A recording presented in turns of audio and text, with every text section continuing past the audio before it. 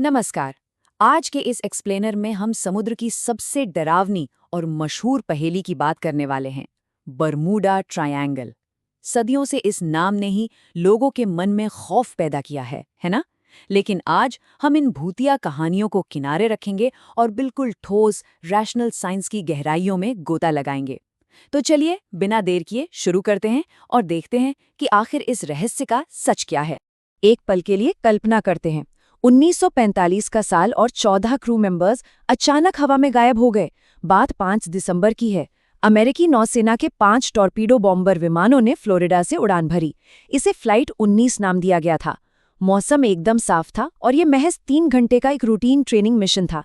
लेकिन कुछ ही घंटों बाद उनके कंपास ने काम करना बंद कर दिया। रेडियो पर घबराहट भरे संदेश सुनाई दिए और फिर सन्नाटा।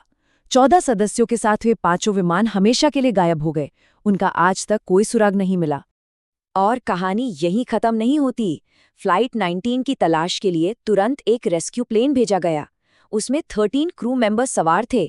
लेकिन सबसे ज्यादा चौंकाने वाली बात क्या थी? वो रेस्क्यू प्लेन भी बिना कोई नामो निशान छोड़े गायब हो गया। इसके बाद तो इतिहास का सबसे बड़ा सर्च ऑपरेशन चलाया गया। समुद्र का चप्पा चप्पा छान मारा गया, लेकिन यकीन मानिए, न तो कोई मलबा मिला, न कोई सुराग। इतने बड़े पैमाने पर सब कुछ अचानक गायब कैसे हो सकता है? बरमूडा ट्रायंगल का इतिहास सिर्फ 1945 से शुरू नहीं होता। 1492 में तो खुद क्रिस्टोफर कोलंबस ने यहाँ कंपस के खराब होने की बात दर्ज की थी। फिर 1881 में एलन ऑस्टिन नाम का एक जहाज मिला जिस पर कोई इंसान नहीं था, बिल्कुल एक घोस्ट शिप। 1918 में अमेरिकी नौसेना का विशाल जहाज यूएसएस साइक्लोप्स गायब हो गया। फिर 1945 की फ्लाइट 19 वाली घटना हुई और अंततः इन सब घटनाओं को जोड़कर 1964 में इस इलाके को पहली बार बरमूडा ट्रायंगल का नाम दिया गया। सदियों की इन कहानियों ने मिलकर इसे एक खौफनाक किंवदंती बना दिया। अब जो बात सबसे ज्यादा हैरान करती है वो इसका विशाल आकार है। बरमूडा ट्रायंगल कोई छोटा मोटा इलाका नहीं है। ये फ्लोरिडा, पुएर्टो रिको और बरमूडा के बीच 5 लाख वर्ग मील से भी ज्यादा की महासागर में फैला हुआ है। 5 लाख वर्ग मील! इसमें तो कई बड़े देश आराम से समा सकते हैं। अब जब हमने इस कुख्यात इलाके के साइज को समझ लिया है, तो चलिए सीधा उन साइंटिफिक कारणों की तरफ मुड़ते हैं जो इन रहस्यों से पर्दा उठाते हैं। सेक्शन 1, अगोनिक रेखाएं और चुंबकत्व। ऐतिहासिक कहानियों से बाहर निकलकर आइए सबसे पहले साइंस के नजरिए से पृथ्वी के चुंबकत्व को समझते हैं। इसे समझना काफी आसान है। हमारा ज्योग्राफिक नॉर्थ पोल यानी भौगोलिक उत्तरी ध्रुव और मैग्नेटिक नॉर्थ पोल, ये दोनों बिल्कुल अलग अलग जगहें हैं।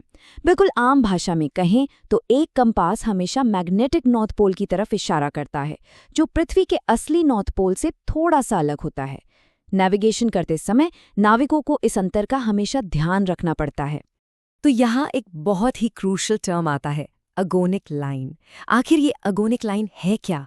आसान शब्दों में, ये पृथ्वी पर एक ऐसा अलाइनमेंट है जहाँ मैग्नेटिक नॉर्थ और जियोग्राफिक नॉर्थ बिल्कुल एक ही जगह इशारा करते हैं। जब भी कोई जहाज इस एगोनिक लाइन से गुजरता है तो उसके नेविगेशन उपकरण अप्रत्याशित तरीके से काम करने लगते हैं। और यही वो वजह है जिसने कोलंबस जैसे शुरुआती खोजकर्ताओं को इतनी बुरी तरह से कंफ्यूज कर दिया था। उनका कंपास इसलिए अजीब बर्ताव कर रहा था क्योंकि वे इस लाइन के ठीक ऊपर थे। अब इस साइंस को बरमूडा ट्रायंगल के मिथक से जोड़ते हैं। एक बेहद दिलचस्प फैक्ट ये है कि पिछले 200 से 300 सालों में ये 0 डिग्री अगोनिक लाइन सीधे बरमूडा ट्रायंगल से होकर गुजरी है। हालांकि ये लाइन समय के साथ अपनी जगह बदलती रहती है, लेकिन सदियों तक इसने इस इलाके में जहाज़ों को बुरी तरह भ्रमित किया। मतलब कोई जादू या भूत प्रेत नहीं था। ये एक पूरी तरह से नेचुरल फिनोमेना था जिसने लंबे समय तक लोगों को गुमराह किया। सेक्शन 2, द रिवर्स डेड सी यानी मीथेन हाइड्रेट्स का विज्ञान। अब हम एक बहुत ही शानदार थ्योरी पर बात करेंगे। समुद्र की गहराइयों में एक बहुत ही गजब का प्रोसेस चल रहा होता है। दरअसल समुद्र के नीचे मीथेन हाइड्राइड्स के बहुत बड़े भंडार मौजूद हैं। जब पानी के नीचे कोई मड वॉल्केनो या कीचड़ वाला ज्वालामुखी फटता है तो भारी मात्रा में मीथेन गैस के बुलबुले पानी में रिलीज होते हैं। इससे क्या होता है? पानी की डेंसिटी यानी घनत्व अचानक बहुत कम हो जाता है और इसका नतीजा, जहाज अपनी उछाल या बॉयंसी खो देते हैं। और बस पलक झपकते ही विशाल जहाज बिना किसी वार्निंग के सीधे समुद्र की गहराइयों में समा जाते हैं। इसे समझने के लिए रिवर्स्ड डेड सी यानी उल्टे मृत सागर का उदाहरण सबसे बेहतरीन है।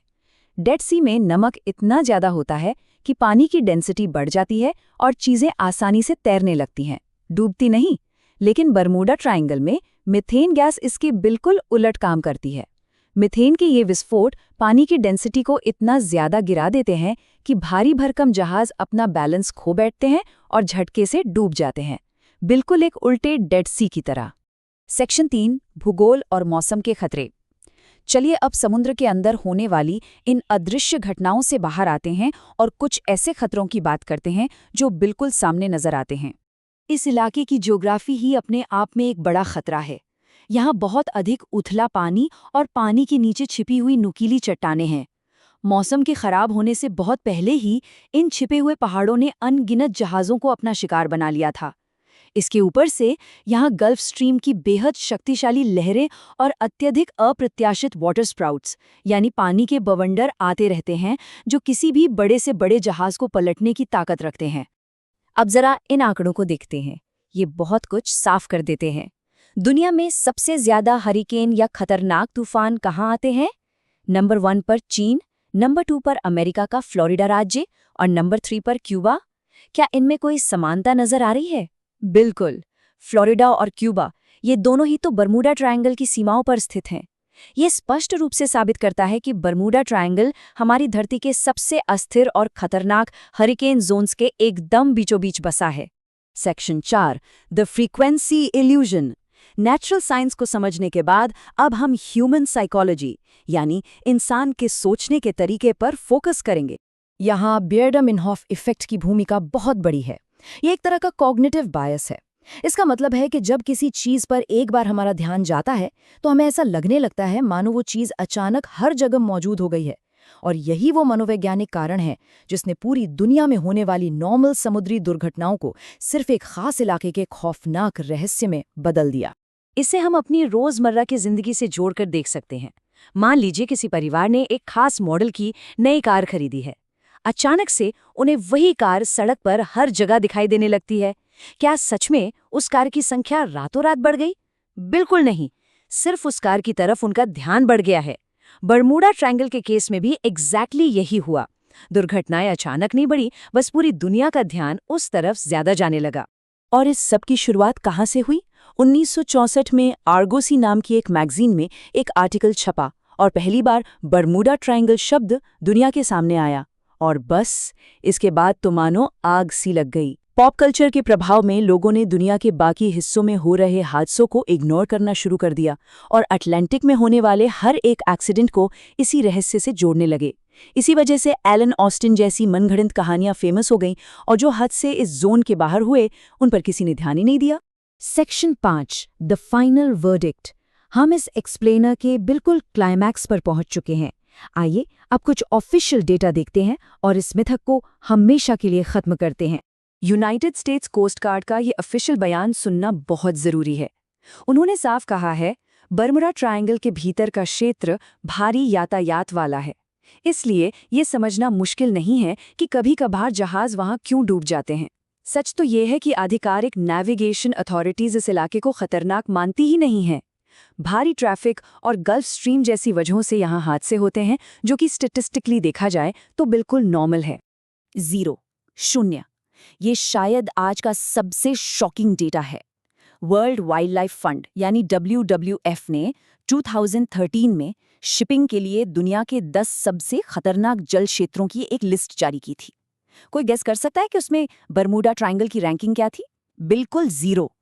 ये कथित रूप से खतरनाक इलाका उस टॉप 10 की लिस्ट में अपनी जगह तक नहीं बना पाया था। अब हमारी टाइमलाइन का वो आखिरी रहस्य भी सुलझा चुका है। 1492 में कोलंबस ने जिस रहस्यमयी आग के गोले को समुद्र में गिरते देखा था, जिसे लेकर इतनी कहानियां बनी, आज के वैज्ञानिक साफ बताते हैं कि वो कोई अलौकिक शक्ति नहीं थी, बल्कि आसमान से गिरने वाला एक साधारण सा उल्कापिंड या मीटियोर था।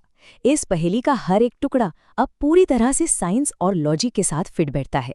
तो इस पूरे विश्लेषण के बाद सोचने वाली बात यह है कि अगर बरमूडा ट्रायंगल का इतना बड़ा रहस्य महज प्राकृतिक भूगोल, ऑर्गेनिक लाइंस, मीथेन हाइड्रेट्स और इंसान की साइकोलॉजी का खेल निकला, तो दुनिया में ऐसी और कितनी अनसुलझी किंवदंतियां होंगी जो सिर्फ एक सही साइंटिफिक एक्सप्लेनेशन का इंतजार कर रही हैं। ये सच में सोचने पर मजबूर करता है ना? इसी सवाल के साथ आज का ये एक्सप्लेनर यही खत्म होता है। हमारे साथ इस साइंटिफिक सफर में शामिल होने के लिए बहुत बहुत धन्यवाद।